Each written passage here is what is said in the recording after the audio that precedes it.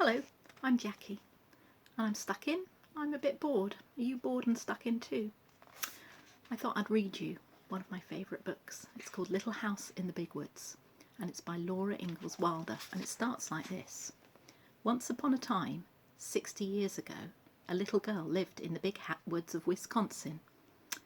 But it's an old book, so it's more than 60 years ago. It should start like this. Once upon a time, 150 years ago, a little girl lived in the big woods of Wisconsin. That's in America. In a little grey house made of logs. The great dark trees of the big woods stood all around the house, and beyond them were other trees, and beyond them were more trees. As far as a man could go to the north in a day, or a week, or a whole month, there was nothing but woods. There were no houses, there were no roads, there were no people.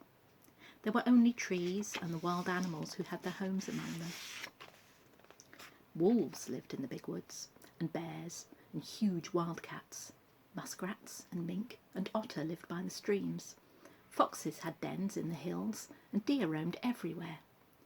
To the east of the little log house, and to the west, there were miles upon miles of trees, and only a few little log houses scattered far apart in the edge of the big woods. So as far as the little girl could see, there was only the one little house where she lived, with her father and mother, her sister Mary, and baby sister Carrie. A wagon track ran behind the house, turning and twisting out of sight in the woods where the animals lived. But the little girl did not know where it went, or what might be at the end of it. The little girl was named Laura, and she called her father Pa, and her mother Ma. In those days, and in that place, children did not say father and mother, nor mamma and papa. At night, when Laura lay awake in the trundle bed, she listened, and she could not hear anything at all but the sound of trees whispering together. Sometimes, far away in the night, a wolf howled, and then he came nearer and howled again. It was a scary sound. Laura knew that wolves would eat little girls, but she was safe inside the solid log walls. Her father's gun hung over the door, and good old Jack, the brindle bulldog, lay on guard before it. Her father would say, "Go to sleep, Laura. Jack won't let the wolves in." So Laura snuggled under the covers of the trundle bed, close beside Mary, and went to sleep. Did you wonder what a trundle bed was? It's a little bed, like a box made out of wood on wheels, and it trundles underneath the mum and dad's bed. So in the daytime you hide it, and at night time when it's bedtime you pull it out. Mummy and Daddy can sleep in the big bed, and the children can sleep in the trundle bed. They're not under the bed then, they're beside the bed. It goes under the bed in the day.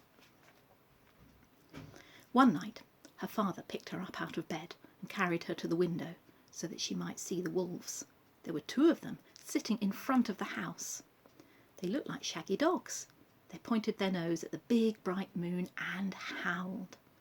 Jack paced up and down before the door, growling.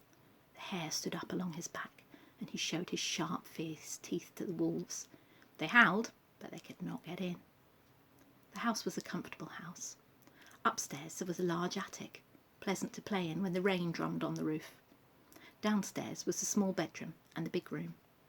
The bedroom had a window that closed with a wooden shutter. The big room had two windows with glass in the panes, and it had two doors, a front door and a back door. All around the house was a crooked rail fence to keep the bears and the deer away.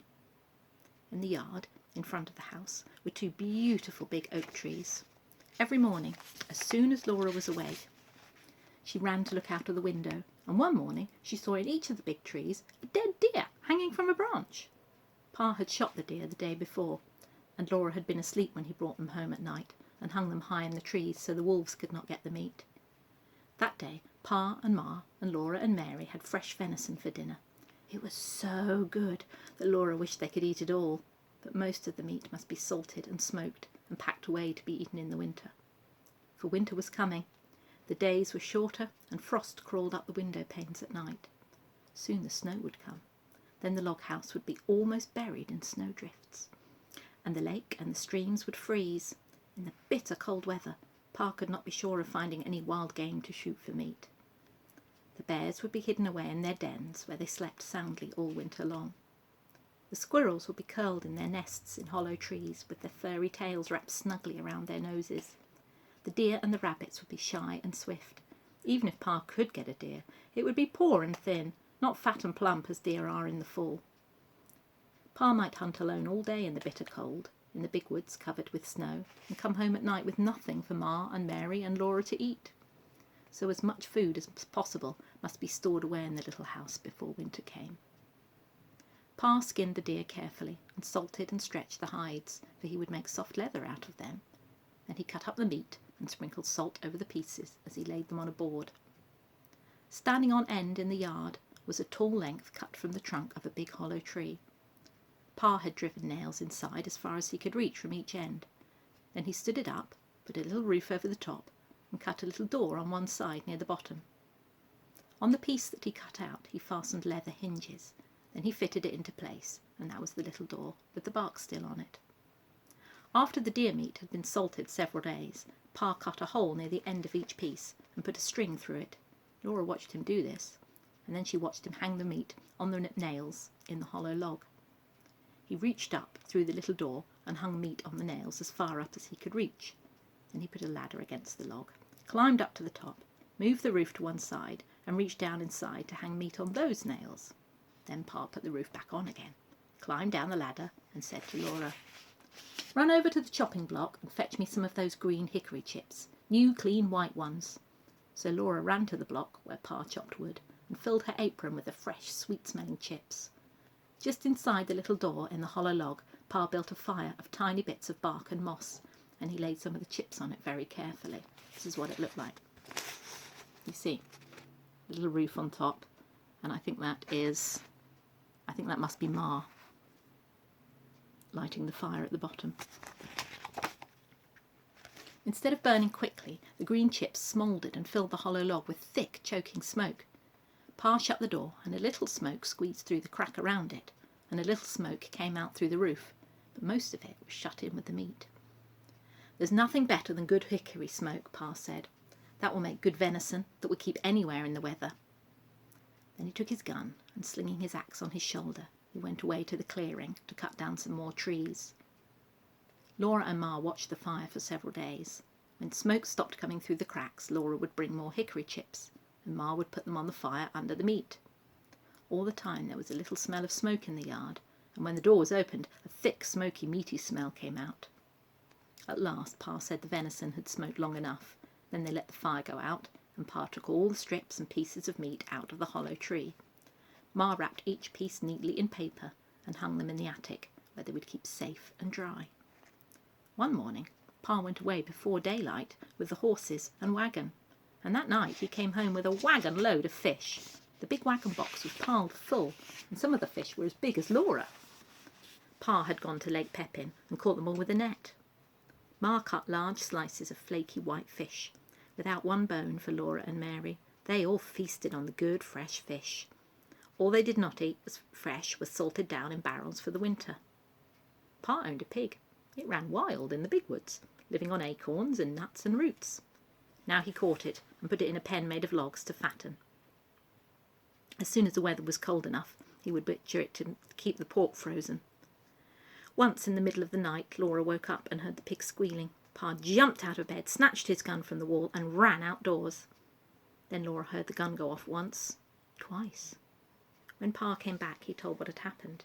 He had seen a big black bear standing beside the pig pen.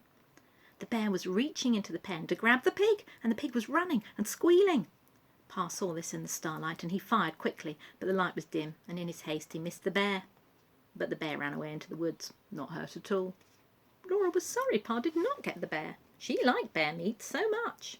Pa was sorry too, but he said, "Anyway, I saved the bacon." The garden behind the little house had been growing all summer. It was so near the house that the deer did not jump the fence and eat the vegetables in the daytime, and at night Jack kept them away. Sometimes in the morning there were little hoof prints among the carrots and the cabbages, but Jack's tracks were there too, and the deer had jumped right out again. Now the potatoes and carrots and beets and turnips and cabbages were gathered and stored in the cellar, for freezing nights had come. Onions were made into long ropes, braided together by their tops, and then they were hung in the attic beside wreaths of red peppers strung on threads. The pumpkins and the squashes were piled in orange and yellow and green heaps in the attic's corners. The barrels of salted fish were in the pantry, and yellow cheeses were stacked on the pantry shelves. And one day Uncle Henry came riding out of the big woods. He had come to help Pa butcher. Ma's fell over my words there. He had come to help Pa butcher. Ma's big butcher knife was already sharpened, and Uncle Henry had brought Aunt Polly's butcher knife. Near the pig pen, Pa and Uncle Henry built a bonfire and heated a great kettle of water over it. When the water was boiling, they went to kill the hog, and Laura ran and hid her head on the bed and stopped her ears with her fingers so she couldn't hear it. "It doesn't hurt him, Laura," Pa said. "We do it so quickly." But she didn't want to hear him squeal. In a minute she took one finger cautiously out of an ear and listened. The hog had stopped squealing. After that, butchering time was great fun. It was such a busy day with so much to see and do. Uncle Henry and Pa were jolly, and there would be spare ribs for dinner, and Pa had promised Laura and Mary the bladder and the pig's tail. As soon as the hog was dead, Pa and Uncle Henry lifted it up and down in the boiling water till it was well scalded. Then they lay it on a board and scraped it with their knives, and all the bristles came off. After that they hung the hog in a tree, took out the insides, and left it hanging to cool. When it was cool, they took it down and cut it up. There were hams and shoulders, side meat and spare ribs and belly. There was the heart and the liver and the tongue, and the head to be made into head cheese, and the dishpan full of bits to be made into sausage. The meat was laid on a board in the back door shed, and every piece was sprinkled with salt. The hams and the shoulders were put to pickle in brine, for they would be smoked like the venison in the hollow log. "You can't beat hickory-cured ham," Pa said. He was blowing up the bladder, and it made a little white balloon, and he tied the end tight with a string and gave it to Mary and Laura to play with. They could throw it into the air and pat it back and forth with their hands, or it would bounce along the ground and they could kick it. But even better fun than the balloon was the pig's tail. Pa skinned it for them carefully, and into the large end he thrust a sharpened stick. Ma opened the front of the cook stove and raked hot coals out into the iron hearth. Then Laura and Mary took turns holding the pig's tail over the coals. It sizzled and fried, and drops of fat dripped off it and blazed on the coals. Ma sprinkled it with salt. Their hands and their faces got very hot, and Laura burned her finger, but she was so excited she didn't care. Roasting the pig's tail was such fun that it was hard to play fair taking turns. At last it was done. It was nicely browned all over, and how good it smelled! They carried it into the yard to cool it, and even before it was cool enough, they began tasting it and burned their tongues. They ate every little bit of meat off the bones, and then they gave the bones to Jack, and that was the end of the pig's tail. There would not be another one until next year. Uncle Henry went home after dinner, and Pa went away to his work in the big woods. But for Laura and Mary and Ma, butchering time had only begun. There was a great deal for Ma to do, and Laura and Mary helped her. All that day and the next, Ma was trying out the lard in big iron pots on the cook stove. Laura and Mary carried wood and watched the fire. It must be hot, but not too hot, or the lard would burn. The big pots simmered and boiled, but they must not smoke. From time to time Ma skimmed out the brown cracklings. She put them in a cloth and squeezed out every bit of the lard, and then she put the cracklings away. She would use them to flavour Johnny cake later. Cracklings were very good to eat, but Laura and Mary could only have a taste. They were too rich for little girls, Ma said. Ma scraped and cleaned the head carefully, and then she boiled it till all the meat fell off the bones. She chopped the meat fine with her chopping knife in the wooden bowl. She seasoned it with pepper and salt and spices. Then she mixed the pot liquor with it and set it away in a pan to cool. When it was cool, it would cut in slices, and that was head cheese. The little pieces of meat, lean and fat, that had been cut off the large pieces, Ma chopped and chopped until it was all chopped fine. She seasoned it with salt and pepper and with dried sage leaves from the garden. Then with her hand she tossed and turned it until it was well mixed, and she moulded it into balls. She put the balls in a pan out in the shed where they would freeze and be good to eat all winter. That was the sausage. When butchering time was over, there were the sausages and the head cheese, the big jars of lard and the keg of white salt pork out in the shed, and in the attic hung the smoked hams and shoulders. The little house was fairly bursting with good food stored away for the long winter. The pantry and the shed and the cellar were full, and so was the attic. Laura and Mary must play in the house now, for it was cold outdoors, and the brown leaves were all falling from the trees. The fire in the cook stove never went out. At night Pa banked it with ashes to keep the coals alive till morning. The attic was a lovely place to play.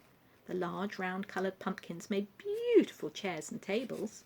The red peppers and the onions dangled overhead. The hams and the venison hung in their paper wrappings, and all the bunches of dried herbs, the spicy herbs for cooking and the bitter herbs for medicine, gave the place a dusty, spicy smell. Often the wind howled outside with a cold and lonesome sound, but in the attic Laura and Mary played house with the squashes and the pumpkins, and everything was snug and cosy. There's a picture of them here. There's Laura with the shorter dark hair and Mary with the longer blonde hair up in the attic. Can you see the food that they described? You see they're sitting on pumpkins. Mary was bigger than Laura, and she had a rag doll named Nettie. I've got a rag doll here. There, there's my one. Laura had only a corn cob wrapped in a handkerchief, but it was a good doll. It was named Susan. It wasn't Susan's fault that she was only a corn cob. Sometimes Mary let Laura hold Nettie, but she did it only when Susan couldn't see. The best times of all were at night. After supper, Pa brought his traps in from the shed to grease them by the fire. He rubbed them bright and greased the hinges of the jaws and the springs of the pans with a feather dipped in bear's grease. There were small traps and middle-sized traps and great bear traps with teeth in their jaws that Pa said would break a man's leg if they shut onto it. While he greased the traps, Pa told Laura and Mary little jokes and stories, and afterwards he would play his fiddle. The doors and windows were tightly shut, and the cracks of the window frames stuffed with cloth to keep out the cold. But Black Susan the cat came and went as she pleased, day and night, through the swinging door of the cat hole in the bottom of the front door. She always went very quickly, so the door would not catch her tail when it fell shut behind her. One night, when Pa was greasing the traps, he watched Black Susan come in, and he said, "There was once a man who had 2 cats, a big cat and a little cat." Laura and Mary ran to lean on his knees and hear the rest. "He had 2 cats, Pa repeated, a big cat and a little cat. So he made a big cat hole in his door for the big cat, and then he made a little cat hole for the little cat." There Pa stopped. "But why couldn't the little cat?" Mary began. "Because the big cat wouldn't let it," Laura interrupted. "Laura, that is very rude. You must never interrupt," said Pa. "But I see," he said, "that either one of you has more sense than the man who cut the 2 cat holes in his door." Then he laid away the traps, and he took his fiddle out of his box and began to play. And that was the best time of all. That was chapter 1. If you like, I'll read you chapter 2 tomorrow.